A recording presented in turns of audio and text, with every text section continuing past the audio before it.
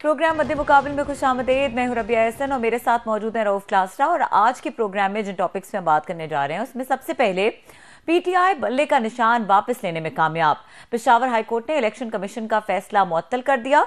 क्या तहरीक इंसाफ इलेक्शन के इनेकाद तक बल्ले का निशान अपने पास रख पाएगी? क्या इलेक्शन कमीशन सुप्रीम कोर्ट जा सकता है? इसके ऊपर बात करेंगे। इसके अलावा बात करेंगे सजा के खिलाफ अपील खारिज, मुशर्रफ को फांसी देने का फैसला दुरुस्त। सुप्रीम कोर्ट ने खुसूसी अदालत के हक में फैसला सुना दिया। मुशर्रफ खानदान अदालत पेश न हुआ, वकील के राब्ते पर भी जवाब देने से इनकार। मुशर्रफ के खिलाफ फैसले से उनके फैसलों और सर्विस मामलात पर क्या असरात मुरतब होंगे? दूसरी जानिब करप्शन इल्जामात के बाद सुप्रीम कोर्ट के जज जस्टिस मज़ाहिर अली अकबर नकवी ने इस्तीफा दे दिया। क्या इस्तीफे के बाद जस्टिस नकवी के खिलाफ सुप्रीम जुडिशल कार्रवाई खत्म कर दी जाएगी? मौलाना फजलुर रहमान का अहम दौरा अफगानिस्तान मुकम्मल, इसके ऊपर भी बात करेंगे। पाकिस्तान तालिबान हुकूमत में कशीदगी कम होने का इम्कान। मौलाना क्या पैगाम लेकर काबुल गए और उन्हें तालिबान हुकूमत ने क्या जवाब दिया है? एक्सक्लूसिव डिटेल्स इस हवाले से आपके साथ शेयर करेंगे। और हमारे साथ मौजूद हैं सीनियर एंकर पर्सन माहिर कानून भी हैं मुनीब फारूक साहब, उनको वेलकम करेंगे। अस्सलाम वालेकुम मुनीब। जी वालेकुम सलाम। अच्छा मुनीब साहब, पहली चीज जो आपसे पूछने वाली है वो डेफिनेटली पीटीआई के हवाले से जो पेशावर हाई कोर्ट का अहम फैसला आया है जिसमें बज़ाहिर पीटीआई को बड़ा रिलीफ मिल गया, उन्हें बल्ला वापस मिल गया। ये बल्ला आता है जाता है, अब इस दफा ये 24 घंटे की खुशी है या क्योंकि कल इलेक्शन कमीशन का इजलास भी है, या आप फिर देख रहे हैं कि दोबारा बल्ला चला जाएगा? बहुत शुक्रिया। देखिए वैसे तो मैं इसे सर्कस ही कहूंगा, जो सर्कस ही चल रहा है। और अगर उसूली तौर पर देखा जाए तो एक कुछ कानून में हम एक इस्तेलाह अक्सर इस्तेमाल करते हैं, हाइपर टेक्निकलिटी। अगर आप हाइपर टेक्निकलिटी को जहन में रखते हुए कुछ फैसले करेंगे और कुछ ऐसे फैसले जिनके नतीजे में एक जमात डिसइनफ्रेंचाइज हो सकती है, उसका वोटर डिसइनफ्रेंचाइज हो सकता है, उसके टिकट होल्डर्स को मसाइल हो सकते हैं, तो मैं समझता हूं कि कुछ चीजों को सरफे नजर करना गलत नहीं होता।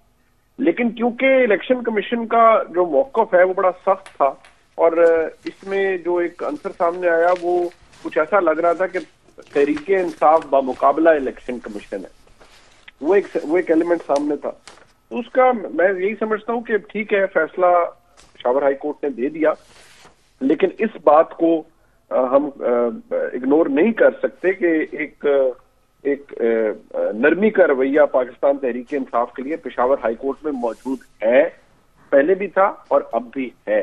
और इस फैसले के अंदर जो जज साहिबान ने कुछ रिमार्क्स पास किए, कुछ जो गुफ्तगू की, उससे अंदाजा होता है कि पाकिस्तान तहरीक इंसाफ की लाइकिंग वहां पर मौजूद है। वो कि जज साहिबान को बहुत एहतियात करनी चाहिए रिमार्क्स पास करते हुए, लेकिन चले हो गया। अब इलेक्शन कमीशन अगर देखा जाए तो या तो इस मामले को यही रोक देगा, लेकिन मुझे लगता है कि इलेक्शन कमीशन अगर सुप्रीम कोर्ट जाएगा तो वो फिर आप समझिए कि एक वो, मैं दोबारा कहूंगा, वो एक सर्कस सा शुरू हो जाएगा। दिन गुजरते जा रहे हैं, अगर सुप्रीम कोर्ट इस फैसले को के खिलाफ हुक्म इम्तना दे देता है, जो कि मैं नहीं समझता कि देना चाहिए, लेकिन अगर दे देता है और इलेक्शन कमीशन को मौका देता है कि ठीक है जी आप अपना केस साबित करें कि आपने बिल्कुल दुरुस्त तरीके से कानून की एप्लीकेशन की है, तो फिर एक गैर यकीनी किसी कैफियत तो बढ़ेगी। लेकिन मैं आपको इतना बता दूं कि आज के फैसले के बाद गैर यकीनी या अदम इस्तेहकाम ज्यादा बढ़ने के चांसेस हैं। उसकी वजह यह है कि in larger scheme of things जिस तरह से मामला चल रहे होते हैं या चल रहे थे, और जो कुछ मुक्तदरा जिसे हम एस्टेब्लिशमेंट कहते हैं, जो उनकी सोच है, जो मामला चल रहे थे, ऐसी सूरत हाल में ये रिलीफ जो कि तहरीक इंसाफ को मिला है, ये शायद किसी जगह पर हजम ना हो, या किसी जगह पर इसको वेलकम ना किया जाए, या किसी जगह पर इसको तस्लीम ना किया जाए।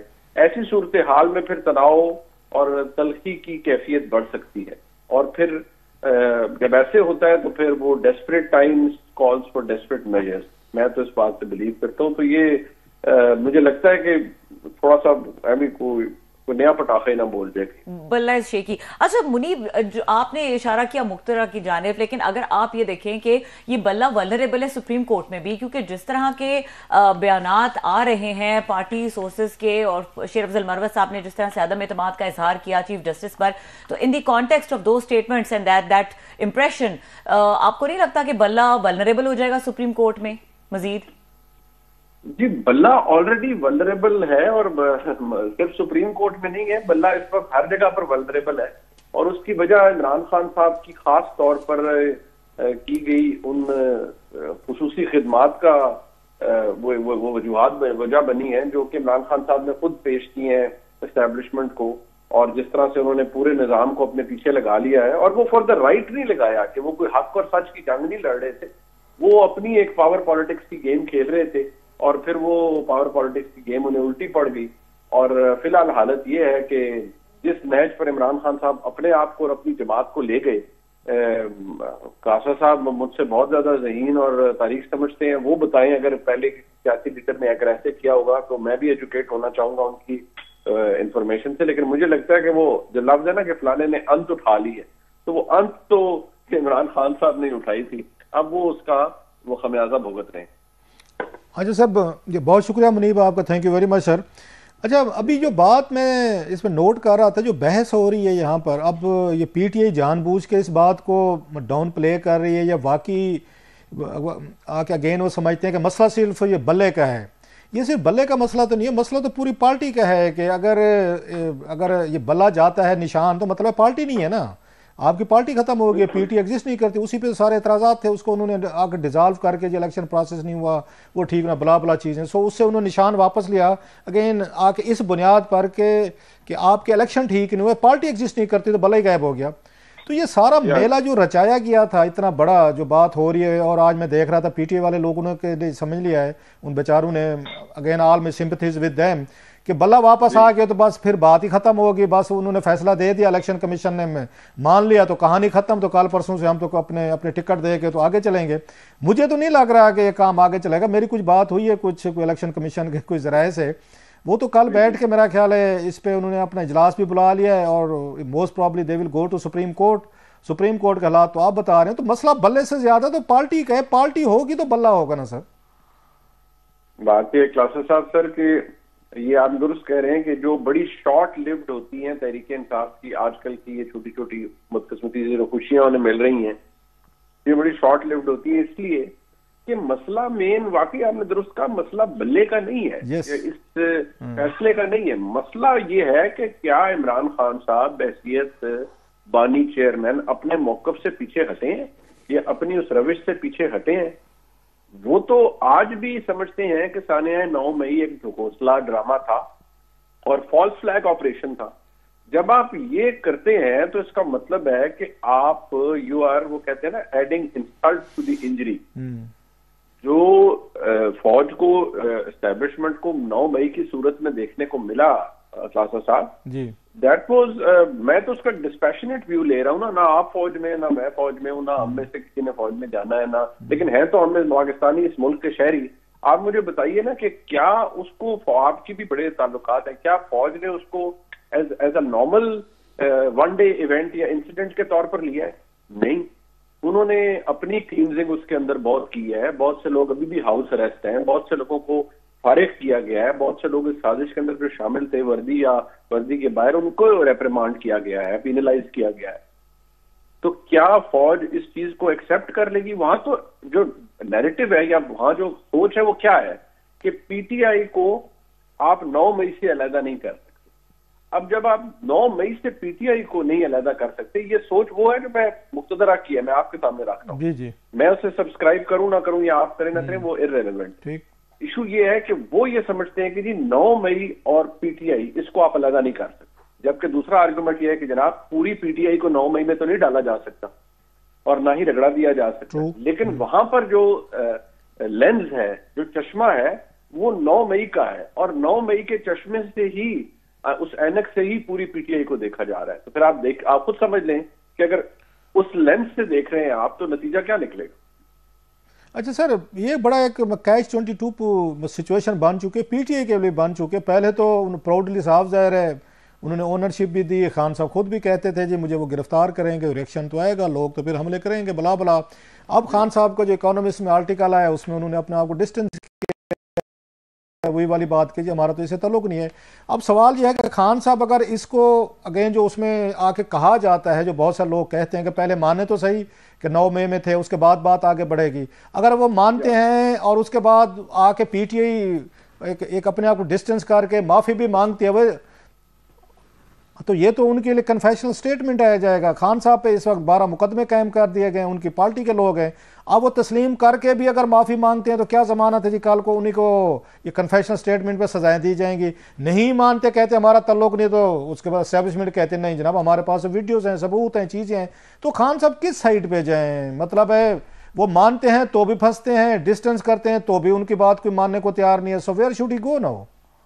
वो कहते हैं ना जी damn if I do and damn if I don't, sir वो वाली सूरत हाल है खान साहब की। लेकिन मसला ये है कि इसमें खान साहब की तरफ से मैं समझता हूँ वक्त का ज़िया बड़ा हुआ है। क्लासा साहब, इमरान खान साहब को ये बात फैक्ट है। हमारे जब हम ये बात करते हैं तो फिर हमें बहुतात में मुझे तो गालियां पड़ती हैं। मैं कहता हूँ कि हम सबको पढ़ते हैं उस पे। वो कहते हैं ना सियासतदान और सहाफ़ी को जो हो ना, जो इंडिपेंडेंट कुछ हैं, कुछ उनको थिक स्किन होना चाहिए। ये चर्चिल का कोट है, अगर मैं गलत नहीं कह रहा, कि सियासत और सहाफत में ये चीज़ें बर्दाश्त करनी पड़ती हैं। सो इसको दिल पे ना लिया करें।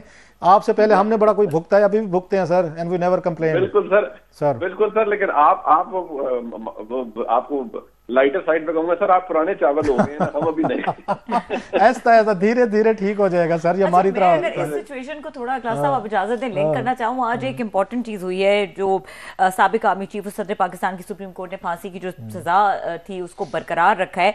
आपको लगता है, इसके ऊपर भी बात करेंगे कि ये जो बरकरार रखा गया है इसकी इम्प्लीकेशंस क्या है, उस पर क्या कहते हैं आप, लेकिन ये आप समझते हैं कि जो गद्दारी केस में दी गई है और जिसे सुप्रीम कोर्ट ने बरकरार रखा है, इसका कोई ये लिंक हो सकती है जो बानी पीटीआई है उनकी सिचुएशन के साथ, और उनके कोई बतौर रेफरेंस इसको इस्तेमाल किया जा सकता है उनके अगेंस्ट?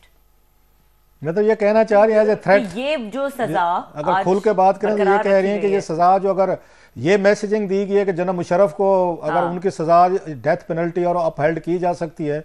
आर्मी चीफ थे, सदर पाकिस्तान थे, सुप्रीम मतलब आर्म फोर्सेस के चीफ थे, तो खान साहब को भी किसी इवेंचुअलिटी के लिए तैयार रहना चाहिए। Is it a messaging that's what she wanted to ask if I am not wrong? जी एब्सोल्युटली सर। गुजारिश ये है कि खान साहब को तो आज वैसे तो चले, अल्लाह गरीक रहमत करे, परवेज मुशर्रफ साहब दुनिया में नहीं रहे, ठीक है, सिंबॉलिकली अदालत ने वो कर दिया, उनकी सजा बरकरार रखी, बट खान साहब को तो खुश होना चाहिए। उसकी वजह क्या आज का फैसला पाकिस्तान की एस्टेब्लिशमेंट को अच्छा लगा होगा?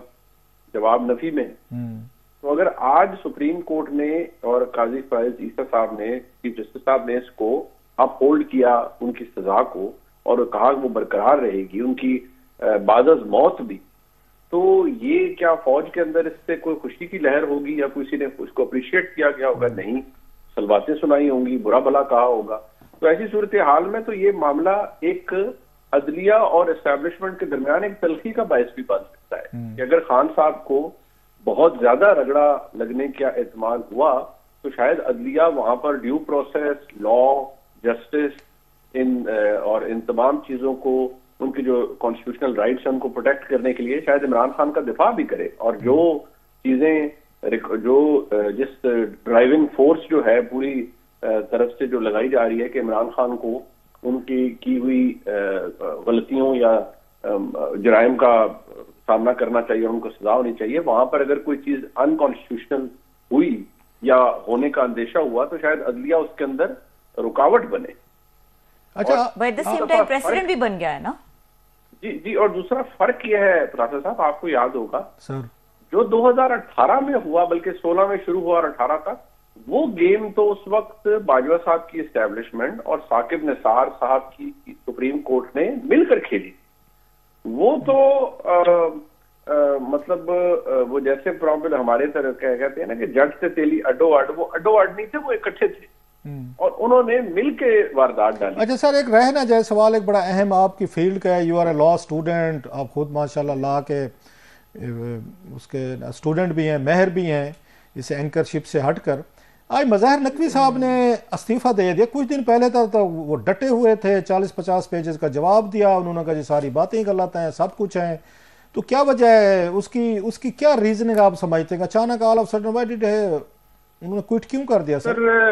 एक जमाने में बहुत करीब समझा जाता था मज़ाहिर नकवी साहब को मुक्तदरा के। अच्छा। लेकिन बाद में चले वो किसी एक खास ग्रोह को प्यारे हो गए इंटेलेक्चुअली, या उन्होंने किया। अब उसका नतीजा सिर्फ ये निकला कि जो उन्होंने किया है, क्या उसका जवाब उनके पास है? उन्होंने जो जवाब दिए वो बड़े फ्लिम्जी आंसर्स थे। अच्छा। उनमें वजन नहीं था, और मुझे लगता है वो नविश्ता दीवार भी था कि उनको पता लग रहा था कि मेरे साथ क्या होना है। तो वो उन्होंने इसको मुनासिब समझा कि मैं इस्तीफा दे दूं। अब इस्तीफा technically enables him to enjoy all the benefits post retirement। मैं इसी पे पूछना चाह रहा था, जो मैंने आज एक ट्वीट भी किया इस पे, कि पाकिस्तान में बहुत कम लोग हैं, मुझे तो कोई याद नहीं आ रहा, जिन्होंने ऑनर और डिग्निटी और सेल्फ रिस्पेक्ट रेपुटेशन के लिए फाइनेंशियल बेनिफिट्स को साइड पे कर दे। मसलन 2 मिसालें मैं देता हूँ सर। आपको याद होगा फरूक लगारी साहब थे 98 में, जब नवाज शरीफ साहब के साथ टग ऑफ वार उनकी शुरू हुई थी, तो उनको भी इम्पीचमेंट की थ्रेट की गई थी कि आप जो है ना या इस्तीफा दे दें या हम आपको इम्पीच करेंगे। इम्पीचमेंट का मतलब यही था कि आपको ताहयात, बरात, पेंशन, आपको घर, गाड़ी, कुक और बहुत सारी बिजली फ्री वगैरह जो मिलती है सदर को, वो नहीं मिलेगी। उन्होंने ऑप्ट किया कि मैं इस्तीफा देने को तैयार हूँ, क्योंकि अगर इम्पीचमेंट होती फारिग हो जाते। तो सेम याद होगा मुशर्रफ साहब जो हैं, जनाब मुशर्रफ 2008 में इनको भी थ्रेट किया था जरदारी साहब, और इन्होंने नवाज शरीफ साहब ने कहा भाई साहब आप इस्तीफा दें, नहीं तो हम आप इस्तीफा दे दें। रीज़न वही थी पेंशन आपको, उसके बाद बाकी जो आपको मरात मिलनी थी वो आपने कहा कि अगर वहाँ इम्पीचमेंट हो चले जाए। आज मज़ाहिर नकवी साहब भी यही कह रहे हैं। तो कहने का मतलब यह है कि ये लोग अपनी डिग्निटी, सेल्फ रिस्पेक्ट, रेपुटेशन को बरकरार रखने की बजाय ये इम्पीचमेंट का सामना कर लेते हैं। और अगर आपको याद हो, वहाँ पर सारी बात लंबी हो गई, बिल क्लिंटन पे जब आया था मोनिका लुइंस्की वाला केस, तो ही फेस द इम्पीचमेंट प्रोसेस, या जो भी प्रोसीडिंग शुरू हो गई थी वो गया, फेस किया। तो हमारे यहाँ तो ये कल्चर ही नहीं है, और उसके बाद भी प्रेसिडेंट रहा वो। हमारे यहाँ तो कल्चर ही नहीं है कि वो कहते पैसा मिल रहा है, 8-10 लाख रुपए की पेंशन मिलती रहेगी, मरात मिलती रहेगी, इज्जत की बाद में देख लेंगे, पहले पैसा तो संभालो। जी ऐसे ही है। और मैं समझता हूँ कि मज़ाहिर नकवी साहब ने भी यही सोचा होगा। जवाब तो उनके पास खातिर खा थे नहीं, जो इल्जाम थे उनके ऊपर, उन्होंने इसी को मुनासिब समझा, और मेरा नहीं ख्याल उनके खिलाफ मजीद को कार्रवाई। अच्छा, मतलब उनके जो जराइम थे, जो उनपे मुबैना तौर पर जो उनपे इल्जाम, उनकी कोई सजा नहीं है, कोई ट्रायल नहीं है, कोई इंक्वायरी नहीं है, कार्रवाई खत्म हो जाएगी, कोई थाना कचहरी नहीं है, क्योंकि इस्तीफा दे दिया, पैसे भी ले गए, वो मरात भी ले गए, सब कुछ साथ ले जाएंगे। ये कानून है, ये आईन है, ये इंसाफ है, और बड़े अच्छे भी बन जाएंगे, और बड़े अच्छे भी बन जाएंगे। सुप्रीम जुडिशल काउंसिल पर है। टेक्निकली तो वो कार्रवाई अब इनफ्रक्चर इसलिए हो गई कि he is no longer the जज of the Supreme Court, he has रिजाइन्ड।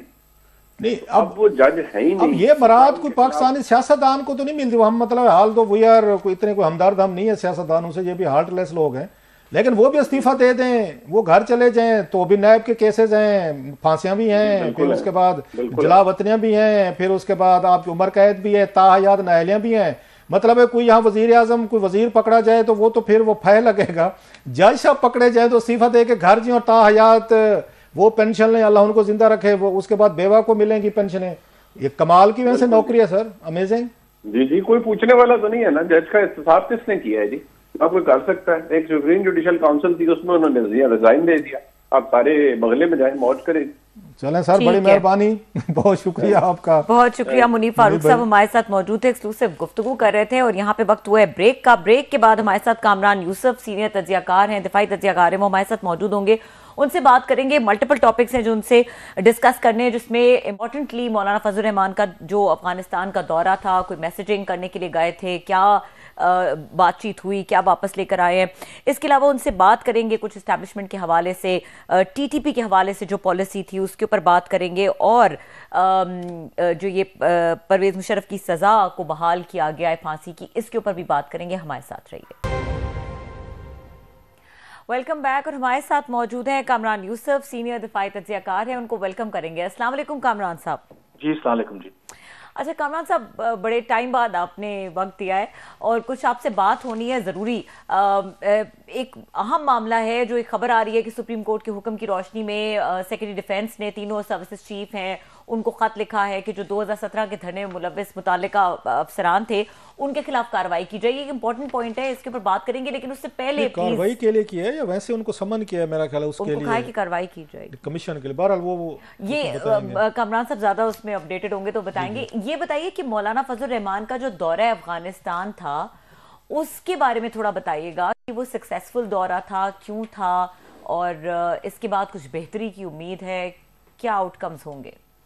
देखिए, मौलाना साहब मेरी इतला के मुताबिक अभी तक तो अफगानिस्तान में ही हैं, और ये दौरा कितना कामयाब है या नाकाम है आई थिंक वो जब वापस आएंगे तभी पता चलेगा। लेकिन अभी तक की जो इंडिकेशंस हैं, जो सबसे बड़ा इशू इस वक्त पाकिस्तान और अफगानिस्तान के दरमियान है वो है कलअदम TTP वाला, और जो उनकी मुलाकात काबुल में उनके जो निगरान वज़ीर आज़म है उनके साथ हुई थी, और उसके बाद जो अफगान तालिबान हुकूमत के तर्जुमान है ज़बीउल्लाह मुजाहिद, उनका जो बयान है जिसमें उन्होंने ये कहा है कि जो TTP वाला मामला ये तो पाकिस्तान का अंदरूनी मामला है और TTP का अफगानिस्तान में कोई वजूद नहीं है, और पाकिस्तान का ये दाखिली मामला है तो पाकिस्तान को इसका हल पाकिस्तान के अंदर ही तलाश करना होगा। अगर तो इस बयान को आप सामने रखें फिर तो इसका मतलब है कोई ब्रेक थ्रू नहीं हुआ। लेकिन आज की जो बड़ी खबर है कि ये तो चले मुलाकात उनकी निगरान वज़ीर आज़म से हुई अफगानिस्तान के, जो आज खबरें आ रही हैं के दोनों तरफ से अभी ऑफिशियली तस्दीक नहीं हुई, लेकिन पाकिस्तान में भी जो मुझे ज़राए ने बताया कि ये बात बिल्कुल ठीक है कि उनकी मुलाकात तय थी। जो अफगान तालिबान के सुप्रीम लीडर हैं या उनके जो अमीरुल मोमिनीन उन्हें कहते हैं हैबतुल्लाह अखुंज़ादा, उनके साथ जो कंधार में मुलाकात हुई है दैट इज वेरी सिग्निफिकेंट। और ये भी मैं आपको बता दूं कि ये किसी भी पाकिस्तानी लीडर की जब से वो तालिबान के अमीर बने हैं 2016 में, ये पहली मुलाकात है। आज से पहले कोई भी पाकिस्तान का जो ऑफिशियल है उसकी हैबतुल्लाह अखुंज़ादा से मुलाकात नहीं हुई। अब वो मुलाकात जो है आई थिंक उसका जो आउटकम है वो उस पर बहुत हद तक डिपेंड करता है कि जो अफगान तालिबान के सुप्रीम लीडर हैं उनकी क्या बातचीत हुई है मौलाना फजल रहमान से। और जो मेरी इत्तला है कि मौलाना फजल रहमान को बाकायदा तौर पर जो पाकिस्तान में रेलेवेंट हुकाम है उन्होंने ब्रीफिंग दी थी, वो मुसलसल उनके साथ राब्ते में थे, और जो पाकिस्तान का पर्सपेक्टिव है वो उन्होंने आई एम श्योर कि कन्वे किया होगा जो तालिबान के अमीर हैं हैबतुल्लाह अखुंज़ादा। अच्छा, आपने बड़ी इंतहाई अहम डेवलपमेंट्स और ख़बरें शेयर की हैं। अभी तक कन्फ्यूजन सी है कि मौलाना साहब जो अचानक काबुल गए हैं ये हमारी तरफ से भेजे गए हैं एक ऑफिशियल मैसेंजर के तौर पर कि कोई तल्लुकात ख़राब हैं दोनों मुल्कों में, हमारी इस्टेब्लिशमेंट या हुकूमत की उसे मंशा से गए हैं, या इनको तालिबान हुकूमत ने, काबुल हुकूमत ने इनको इनवाइट किया था कि आप तशरीफ़ लें और जो हमारा इस वक्त मसले इस वक्त बने हुए हैं कोई थोड़ी सी आर्बिट्रेशन करवाएं? ये किसका इनिशिएटिव है इनकी विजिट जो है, या मौलाना साहब ने खुद से उन्होंने कहा जी मैं आता हूँ, मैं कुछ हल कराने की कोशिश करता हूँ? मैं इसका आपको बैकग्राउंड बताता हूँ। देखिए, मौलाना फजल रहमान ये खुद उन्होंने एक इंटरव्यू में इस बात की तस्दीक भी की है कि जब अफगान तालिबान अगस्त 2021 में दोबारा इक़्तिदार में आए थे तो उन्होंने कहा क्योंकि हम अफगान तालिबान की मूवमेंट को सपोर्ट करते रहे, क्योंकि हम समझते थे कि वो अमेरिका और जो गैर मुल्की अफवाज हैं उनके खिलाफ जो लड़ रहे हैं उनकी जो लड़ाई है वो एक लेजिटमेट है, और जब ये दोबारा इक़्तिदार में आए हैं तो ये एक बहुत बड़ी विक्ट्री थी। तो वो अफगानिस्तान जाकर अफगान तालिबान की क़यादत को मुबारकबाद देना चाहते थे, लेकिन फिर मुख्तलिफ वजूहात की बिना पर वो विजिट मटीरियलाइज नहीं हो सका। जो मुझे पता चला कि अफगान तालिबान अदरवाइज कोई इतना ज्यादा कीन नहीं थे मौलाना फजल रहमान को दावत देने में, लेकिन क्योंकि पाकिस्तान और अफगान तालिबान के दरमियान जो कशीदगी चल रही है हालिया महीनों में, और ये भी मैं आपको बता दूं कि कि एक विजिट अभी हुआ था पिछले हफ्ते ही या चंद दिन पहले, अफगान जो गवर्नर थे कंधार के वो आए थे। अदर देन दैट कोई हाईएस्ट लेवल पे कांटेक्ट नहीं है बिटवीन द टू गवर्नमेंट्स। तो अफगान तालिबान को जब लगा कि तमाम दरवाजे पाकिस्तान के साथ मुज़ाकरात के बंद हो रहे हैं तो फिर उन्होंने मौलाना फजल रहमान को दावत दी कि वो वहां पे आए। अच्छा। और उसके जरिए वो फिर जो भी मैसेजिंग पाकिस्तान के लिए करना चाहते हैं, और जब फिर दावत आई तो फिर पाकिस्तान की जो रियासत है वो भी इसमें शामिल हो गई, और बाकायदा दफ्तर खारजा के जो हुकाम है और बाकी रेलेवेंट हुकाम है उनसे प्रॉपर ब्रीफिंग लेकर के गए हैं मौलाना फजल रहमान। सो विजिट अफगान तालिबान की इन्विटेशन पर हो रहा है, अपेरेंटली प्राइवेट कैपेसिटी में कर रहे हैं, लेकिन उसमें रियासत पाकिस्तान का आप कह सकते हैं कि बैकिंग जो है इसमें डेफिनेटली मौजूद है। अच्छा, एक ये भी कहा जाता है कि 40 साल से हमारी एस्टेब्लिशमेंट जो है साफ ज़ाहिर है वो डील करती रही है, जनरल ज़िया साहब का दौर हो, 90s का दौर हो, मुशर्रफ साहब का दौर हो, बाद में प्रॉक्सी वार जो भी हुआ सबको पता है कि हम उनके उस स्ट्रेटेजिक डेप्थ पे हम उनको सपोर्ट देते रहे। तो 40 साल बाद अब हमारी ये हालत हो गई है कि मैसेजिंग के लिए मौलाना फजल रहमान साहब को इस्तेमाल किया जाएगा। तो ये 40 साल क्या करते रहे सारे, ये मतलब हमारे यहाँ क्या होता रहा? मौलाना साहब ने अगर ये सारी काम कराना था तो पहले दिन करवा लेते, सुलह कर लेते, ये 40 साल लड़ाई झगड़े की क्या जरूरत थी सर? ये बिल्कुल आपका वैलिड मेरे ख्याल में कंसर्न है, और ये भी अभी पता नहीं है कि मौलाना साहब जो वो वहाँ पे गए हैं तो उनके जाने से क्या मसला हल हो जाएगा। जो अभी तक की इंडिकेशंस हैं और जो मेरी पाकिस्तान के हुकाम से बात हुई है, जहां तक बात चली गई है, लगता नहीं है कि इससे कोई बहुत बड़ा ब्रेक थ्रू होगा। एंड मुमकिन है कि कुछ दिनों के लिए जो दर्जा हरारत है, जो बयानबाजी है, वो अफगान तालिबान की तरफ से थोड़ी कम हो जाए पाकिस्तान के खिलाफ। लेकिन असल जो इशू है वो टीटीपी वाला, क्या उसको टेक ऑन करेगी अफगान तालिबान की हुकूमत, ये सबसे अहम सवाल है। और रही बात कि ये बात बिल्कुल आपकी ठीक है, ये रिफ्लेक्ट करता है कि हमारी जो एक इनकंसिस्टेंट पॉलिसी रही है, शॉर्ट साइटेड जो पॉलिसी रही है अफगानिस्तान को लेकर के, कि हम जब अपेरेंटली एक ग्रुप को सपोर्ट करते रहे इस उम्मीद पर कि जब वो दोबारा इक़्तिदार में आएंगे तो हमारे लिए अच्छा होगा, लेकिन वो जब इक़्तिदार में आए तो उन्होंने बिल्कुल आंखें फेर ली। और जो पाकिस्तानी हुकाम अफगान तालिबान के साथ डील करते रहे हैं माजी में भी और अभी भी डील करते हैं, तो उनका ये कहना है कि अफगान तालिबान तो all together now different entity. They feel कि जी उन्होंने पहले फॉर्मर सोवियत यूनियन को शिकस्त दी थी, अब उन्होंने अमेरिका को शिकस्त दे दी है, तो पाकिस्तान किस बात की मूली है। नहीं, ये जब ये आर्गुमेंट दिया जाता है, सॉरी आपकी बात काट रहा हूं, तो उन्होंने अकेले शिकस्त दे दी थी अफगान तालिबान ने। बिल्कुल ठीक कह रहे हैं। जब उन्होंने रशिया को शिकस्त दी थी तो पूरा आपके दुनिया के 140-50 मुल्क सपोर्ट दे रहे थे, अमेरिकन दे रहे थे, CIA दे रही थी, आपको मोसाद, आपको पता नहीं वहां से पूरा आपको यूरोपियन यूनियन पाकिस्तान दे रहा था। ऐसे जब आपने इनको अमेरिकन के साथ लड़ी तो सारी ये तो इल्ज़ाम हम पे ये लगता रहा है कि हम उनको सपोर्ट दे रहे। जना मुशर्रफ का इंटरव्यू है बकायदा गार्डियन के लिए कि हमने तालिबान को बचा के रखा हुआ था 9/11 के बाद, उनको स्ट्रेटेजिक हो, उनको अगर लॉजिस्टिक हो, उनकी फैमिलीज हों, वो सारे के सारे तो इधर ही बेस थे, तो अकेले लड़ते रहे हैं सारे। आप वो सारा क्रेडिट ले रहे हैं कि हमने रशिया को भी हराया, हमने अमेरिका को भी हराया, हमारा जिक्र ही कहीं पे नहीं है। हम हाथ करके फारिग होके अगर 70-80 हज़ार बंदा मरवा के खुश होकर साइड पे बैठे हुए हैं, वो कहते हैं हमने सब कुछ हमने किया था। ये बात बिल्कुल आप ठीक कह रहे हैं कि जाहिर है कि अफगान तालिबान जब बात करते हैं तो पूरे हिस्टोरिकल कॉन्टेक्स्ट में बात नहीं करते। बिल्कुल सही कहा कि फॉर्मर सोवियत यूनियन को जब शिकस्त हुई तो पूरी दुनिया एक तरफ थी, ऐसे ही है। कम्युनिज्म को उन्होंने शिकस्त देनी थी। फिर अफगान तालिबान अगर 20 साल अमरीकियों के खिलाफ लड़ते रहे, लेट्स एक्सेप्ट द फैक्ट कि अगर हम अफगान तालिबान की क़यादत को, उनकी लीडरशिप को अपने यहाँ पनाह ना देते, ये क्वेटा शूरा, ये जो बाकी सारे मामलात हैं, तो क्या अफगान तालिबान सरवाइव कर सकते? बिल्कुल भी नहीं कर सकते। में रहते सारे पूरे से ये हकानीज एंड कंपनी सारे 12 काऊ पुल करना, सारे के सारे यही बेस से कराची में सारे।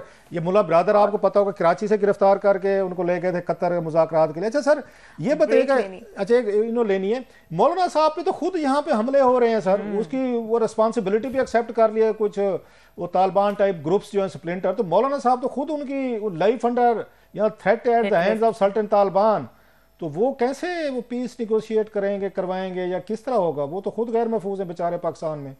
यकीनी बिल्कुल ठीक कह रहे हैं, क्योंकि ये जो दहशतगर्द ग्रोह हैं उनका जो पर्सपेक्टिव, आपको पता है कि मौलाना फजलुर रहमान कहने को तो मौलाना है, लेकिन आपको ये भी पता है कि उनका जो नुक्ता नज़र है वो ऑफकोर्स बड़ा मुख्तलिफ है। इवन के अफगान तालिबान के जो नजरियात हैं, जो बिल्कुल हार्ड लाइन इनकी पोजीशन है, अच्छी तरह से पता है कि जो मौलाना साहब तो हर हुकूमत में वो काम करते रहे हैं और वो आईने पाकिस्तान पे भी यकीन रखते हैं, तो उनका पर्सपेक्टिव तो बिल्कुल मुख्तलिफ। मेरा ख्याल है ब्रेक लेनी है रबिया ने, और एक सवाल अभी जनरल मुशर्रफ साहब वाला रहता है, वो शायद ब्रेक के बाद आपसे रबिया पूछेंगे। सर ब्रेक जी, आप हमारे साथ रहिएगा सर जी।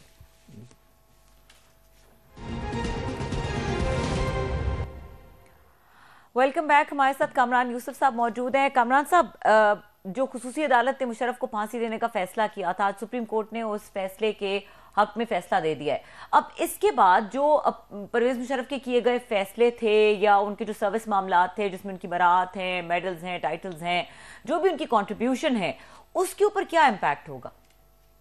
देखें, आपके प्रोग्राम में आने से पहले मैंने बात की, जो कर्नल रिटायर्ड इनामुर रहीम है वो जैक ब्रांच में आर्मी की वो काम कर चुके हैं, बड़ी किताबें लिखी हैं उन्होंने। ये बड़ा वाज़ेह है, ये बड़ा वाज़ेह है कि इस जो सजा रीइंस्टेट हुई है साबिक जो मिलिट्री रूलर हैं मरहूम जनरल मुशर्रफ, उसके बाद जितने उनके इस तरह के टाइटल्स हैं, यानी कि जो उनका रैंक है वो भी वापस हो जाएगा। अच्छा। जो मरात, जो पेंशन जाहिर है कि उनकी बेवा मौजूद हैं जो उनको मिल रही है, वो भी वापस हो जाएगी। तो वो कहते हैं कि कानून तो बड़ा क्लियर है कि कोई भी जो कन्विक्टेड शख्स है और वो भी जिस पर संगीन गद्दारी का जो जुर्म है वो साबित हो जाए, तो उसके बाद वो तमाम जो टाइटल्स हैं, तमाम मरात, पेंशन जो हैं, वो वापस हो जाएंगे। अच्छा कामरान, ये बताइएगा, बड़ी आपने अहम स्टोरी हमारे साथ शेयर की, इसी पे सारा दिन बहस होती रही है कि क्या बनेगा नहीं बनेगा, मरात वगैरह का, पेंशन का। ये बताइएगा, इतना बड़ा फैसला है पाकिस्तानी तारीख में, पहली दफ़ा एक army chief, president of Pakistan इतनी बड़ी ये सज़ा जो थी, चले पहले उनको छोटे कोर्ट से मिली, सुप्रीम कोर्ट ने उसको अपहेल्ड कर लिया है, इसका एस्टेब्लिशमेंट इसको कैसे लेगी? रिएक्शन क्या होगा वहाँ पे? कुछ आप लोगों की आपकी बात तो हुई होगी कुछ ना कुछ, वहाँ पे क्या सेंस है? ये शॉक है उनके लिए या वो कहते हैं ठीक है it's law of the land, fair enough? अगर आप रिकॉल करें, जब आई थिंक दिसंबर 2019 में जो खुसूसी अदालत ने जब जनरल मुशर्रफ को सजाए मौत सुनाई थी, तो उसके बाद आपको याद होगा कि एक कोर कमांडर्स की कॉन्फ्रेंस हुई थी। उसके बाद फिर जब DGI SPR थे आसिफ गफूर, उन्होंने बाकायदा तौर पर एक प्रेस कॉन्फ्रेंस की थी जिसमें उन्होंने बड़ा सख्त रद्द-ए-अमल दिया था और उन्होंने व्यू ये लिया था कि एक ऐसा शख्स जिसने पाकिस्तान के लिए जंगें लड़ी हों, जो इस मुल्क का आर्मी चीफ रहा हो, वो गद्दार नहीं हो सकता। तो मतलब उस फैसले को उन्होंने रद्द किया था।